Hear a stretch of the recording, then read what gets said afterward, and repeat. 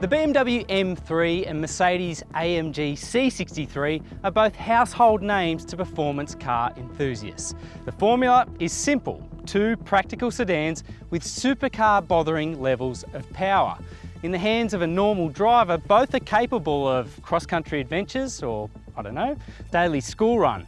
But what we want to know is which is better in circuit driving. And to find out, we've got a guy that knows his way around Winton better than most.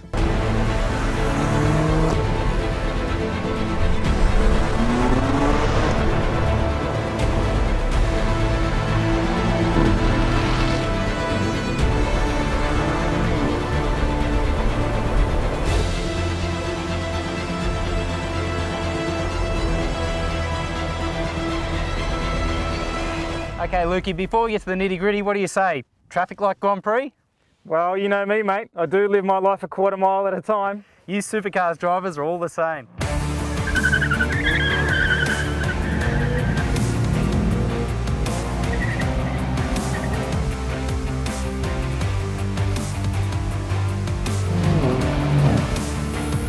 So the M3 wins the drag race by the smallest of margins. But the BMW was a decisive overall victor the last time that these two met. However, that was M4 versus C63 Coupe, and it was 2 years ago. Since that time, Benz has updated the C63 with a new 9-speed automatic gearbox, a tweaked chassis, and softer suspension aimed at broadening its skill set.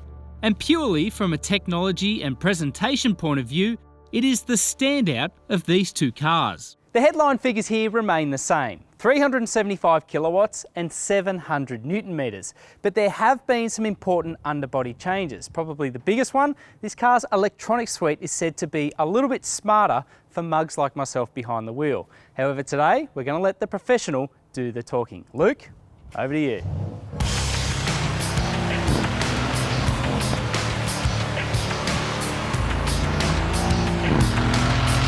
Well, what the C63 really battles with is its weight, and that's where I am now. Change of direction, it doesn't really respond. You hear it really squeal on those tyres.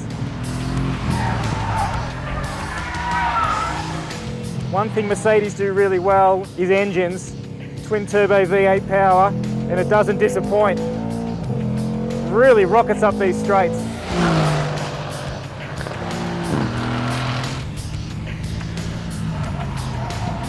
There's two things really surprising me about this car, and it's got nothing to do with the dynamics at all. The display on the tyre temperature. When the tyre temperatures get really high, you lose lots of grip. And that's great for a road car to really see where that is. And this little traction control knob, you can actually turn the traction all the way off and actually vary it in about 11 different positions. I find that surprising for a road car and something I really love.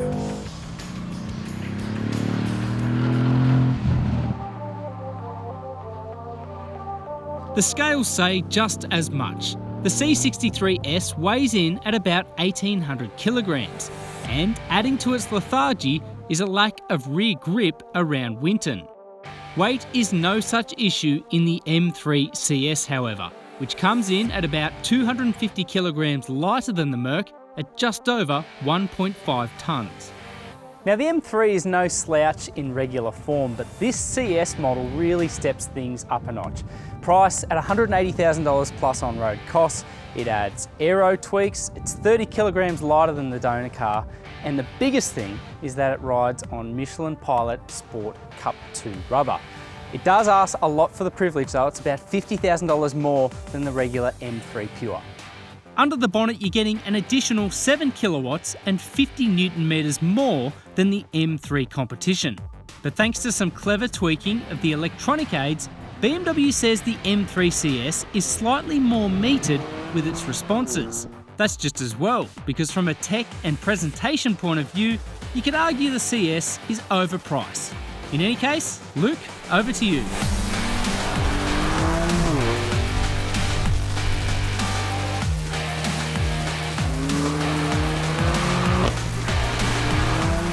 What I really love about this car is it's lightweight. It really is responsive, and the mid-corner grip it has is just sensational.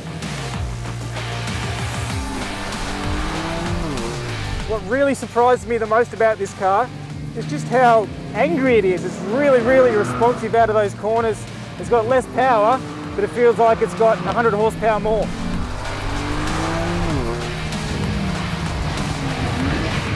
I guess the one thing is you can really tell it has a lot less tech than the C63, much more track focused. You can really feel that in its ride. So if there's any negatives, it may be a bit harsh, it may be a bit track focused, but I'm a race driver, so that's no negative.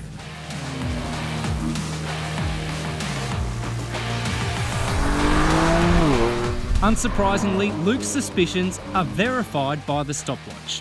The M3 CS comes in a whole 4 seconds quicker than the C63S, posting one of our fastest production car lap times around Winton to date. In an ordinary test, you could easily justify the C63 as our winner, but in a strict track comparison, the stopwatch doesn't lie. Alrighty, Lukey, that was a fun day, wasn't it? Oh, absolutely. Fantastic. When you get a chance to drive cars like this around a track like that, far out. Doesn't get much better. Now, my initial observations, we'll get to yours in a second. C63 makes all the right noise. In isolation, it's a really good car, but when you put these two together, it feels heavier, feels a little bit more sluggish, and even the engine is probably not as instant in that sort of those middling revs, is it? Yeah, I totally agree. Like if we didn't have the M3 to reference it off, it's a great car. Heaps of tech, sounds awesome, plenty of grunt. But I tell you what, when you put it up against that really just does change the benchmark, doesn't it? Like 4 seconds a lap faster. Wow. That's a mammoth time. Now, Yeah. How much of that do you think is tyres and how much of it is weight? Look, a lot of it is tyre. Obviously, it's on the Michelin Pilot Sport Cup 2s, which are a phenomenal tyre, but 250 kilos, like I tell you what, a passenger is worth a second a lap. So that's roughly 3 seconds a lap just in weight alone. So we agree then? M3 is the winner? By country mile.